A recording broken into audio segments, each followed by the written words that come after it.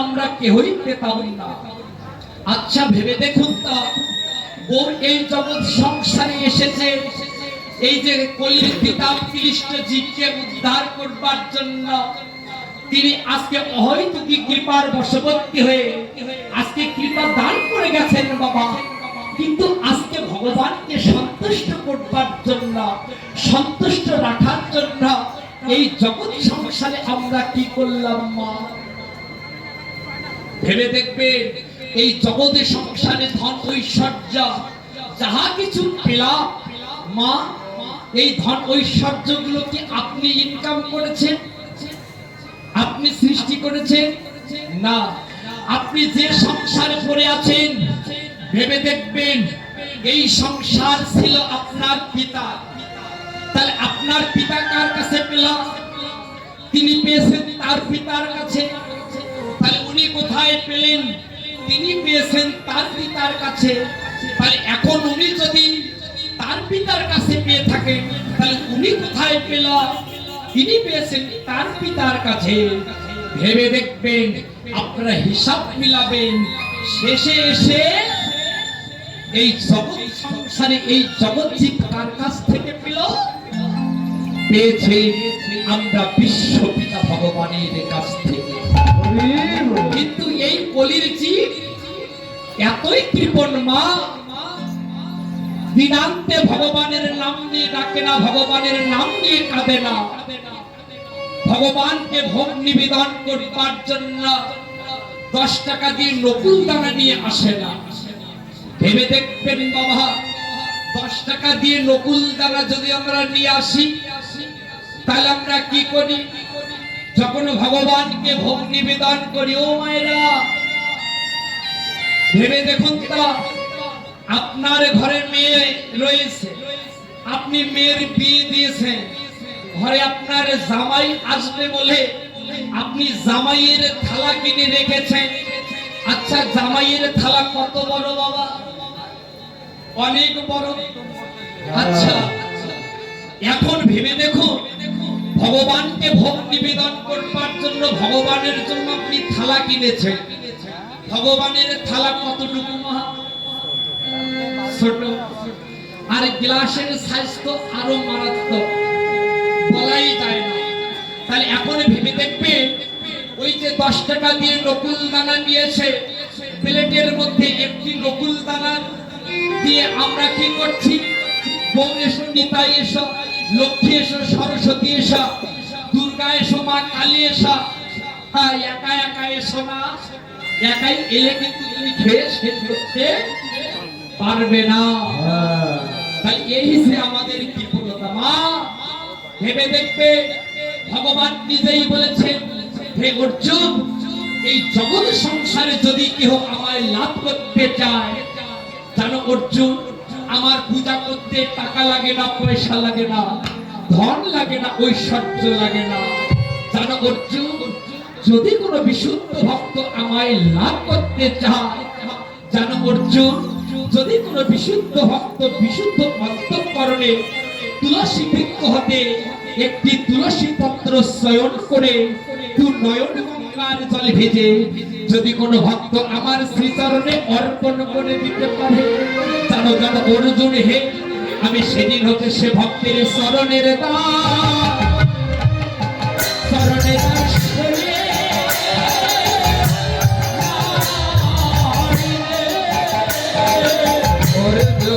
যদি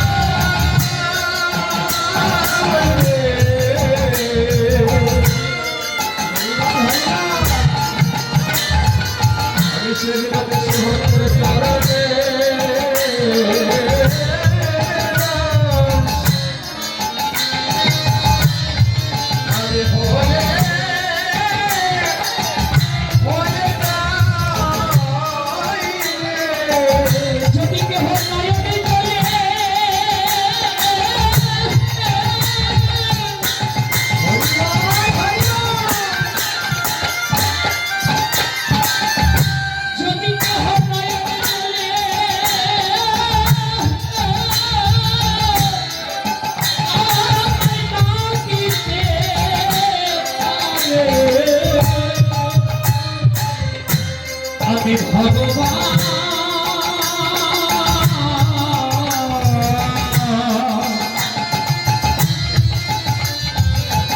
সে ভক্তের স্মরণে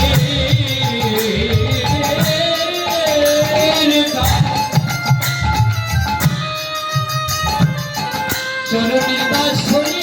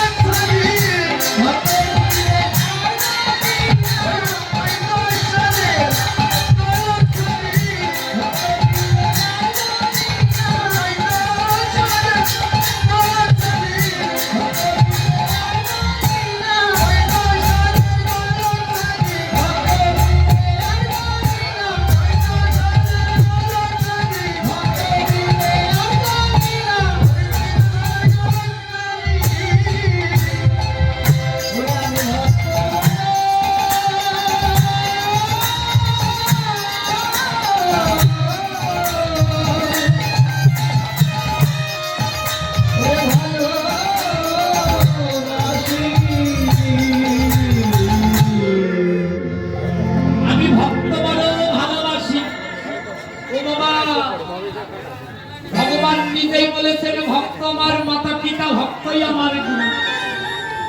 আর ভক্ত জনাই নাম রেখেছেন আমার বাদশা কল্পতরু। ভক্ত যেই দিন খাওয়ায় মরে সেই দিন আমি খাই, আর ভক্তের উপরই অসল হইলে সেই দিন নিজে বই খাওয়াই। ও মায়েরা, তাক যদি আপনার সঠিক হয়, কাদা যদি আপনার সঠিক হয়, ভেবে দেখবে টাকার মতো যদি ভগবানকে ডাকতে পারে, কাদার মতো যদি ভগবানের নাম ধরে আপনি কাঁদতে পারেন, বাবা বিশ্বপিতা ভগবান আর সেই দিন ফিরে থাকতে পারবেন না। নিশ্চয়ই সেই দিন এসে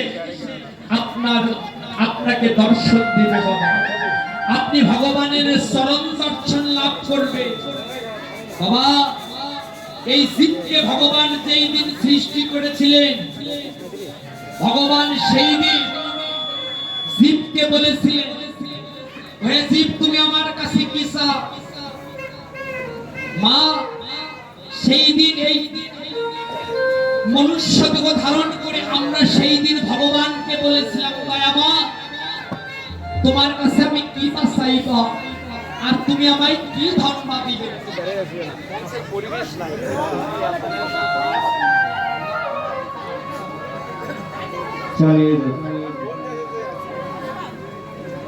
তুমি আমায় কি ধন দিবে আর আমি তোমার কাছে কি ধর্ম চাইব? দয়ামা তুমি যদি আমায় কিছু দিতে চাও তাহলে তুমি আমায় এই ধন দাও। আজকে মাতৃগর্ভে যেমন করে তোমার চরণ দর্শনে লাভ করতে পারলাম, প্রভু হে তোমার শ্রী চরণে আমার একটাই, আমি তো সংসার গোষ্ঠে যাচ্ছি, এই সংসার গোষ্ঠে এসে আমার এই জীবন বেলা থাকতে তুমি যেন সেই দিন আমার নাম ধরে সেই দিন যেন ডেকে নিয়ে গিয়ে ওই ভবনদীর ঘাট তুমি যেন আমার পার করে।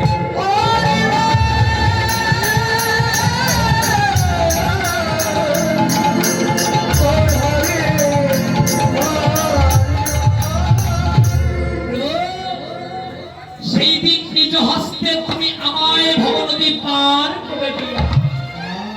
ভগবান সেই দিনে বলেছিলেন, ওহেজি কথা দিলাম সেই দিন পঞ্চম স্থানে বাঁশি বাজাবে, সেই দিনে তোমার নাম ধরে ধরে আমি সেই দিন বংশীধ্বনি করব, তোমার নাম ধরে ডাকবো। ও বাবা, তাহলে আজকে বিশ্বপিতা ভগবান আপনার আমার নাম ধরে ধরে ডাকছে, আজকে সেই প্রাণ গোবিন্দের বংশীধ্বনি আমরা কি শ্রবণ করতে পারছি? বাবা কেহই সেই বংশীধ্বনি শ্রবণ করতে পারছি না। ও মায়েরা, ভাগবত সিদ্ধান্ত দিলেন অদ্যাবধি সেই লীলা করে করে নাই, কোন কোন ভাগ্যবান আজ সেই লীলা দেখিবারে পায়, দেখতে পায়, তারা শিখতে পায়। বাবা যারা এই জগৎ সংসারে এসে সদ্গুরুর চরণ আশ্রয় গ্রহণ করে গুরুদেবের নির্দেশিত পথকে অবলম্বন করে সেই পথকে পথের পাথেয় করে সাধন ভজনে লিপ্ত হয়েছে, সাধন ভজন করেই যাচ্ছে বাবা, প্রাণ গোবিন্দের বংশীধ্বনি এই জগতের সংসারে সেই ভক্তই শুনতে পায়। রামকৃষ্ণ পরমহংসদেব ভবা পাগলা সেই দিন কি করল? এই যে ভবা পাগলা মায়ের পূজারী ছিলেন বাবা, রামকৃষ্ণ পরমহংসদেব মায়ের পূজারী ছিলেন। ভবা পাগলা কি করেছিলেন জানেন? আজকে সকালবেলা প্রাতঃকালে কি করছে? ভবা পাগলা গুনগুন করে গান গাচ্ছে, আর পুষ্প উদ্যানে গিয়ে ভবা পাগলা গুনগুন করে গান গাচ্ছে। কোন গান? এখনো সেই বলে পাশে বাজে বাজে রে, এখনো সেই বলে বাজে বাজে রে, এখনো সেই বৃন্দাবনে পাশে বাজে বাজে রে, এখনো সেই বৃন্দাবনে বাজে বাজে রে, বাঁশি শুনে বনে বনে বাঁশি শুনে বনে বনে, যার বাঁশি শুনে বনে বনে বাঁশি শুনে বনে বনে, ময়ূর নাচে নাচে রে,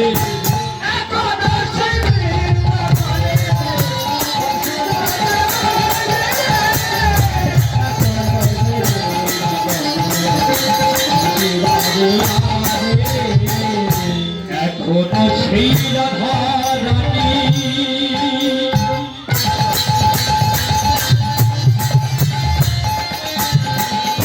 পাশি শুনে পাগল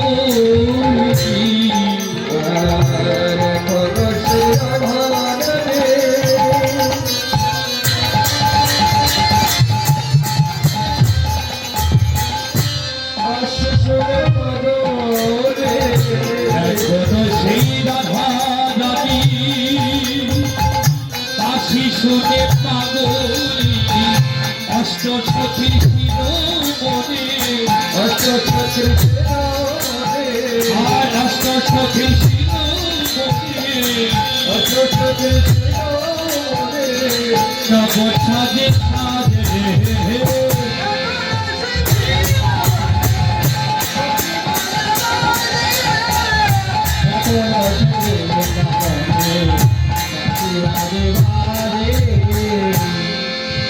এক ভক্ত ডেকে ডেকে বলছো ঠাকুর ঠাকুর এই যে তুমি গুনগুন করে গান গাচ্ছ এখনো সেই বৃন্দাবনে বাঁশি বাজে রে ও তার বাঁশি শুনে মনে মনে ময়ূর নাচে রে আচ্ছা ঠাকুর প্রাণ গোবিন্দ এখনো কি বংশী ধ্বনি করছে মধুময় শ্রীরাম বৃন্দাবনে এখনো কি প্রাণ গোবিন্দের বংশী ধ্বনি শ্রবণ করা যায় ঠাকুর বললেন সে কি রে তুই গোবিন্দের বংশী ধ্বনি শ্রবণ করতে চাস ভক্ত বললেন হ্যাঁ আমি শ্রবণ করতে চাই ঠাকুর বললেন তাহলে তুমি এক কাজ করো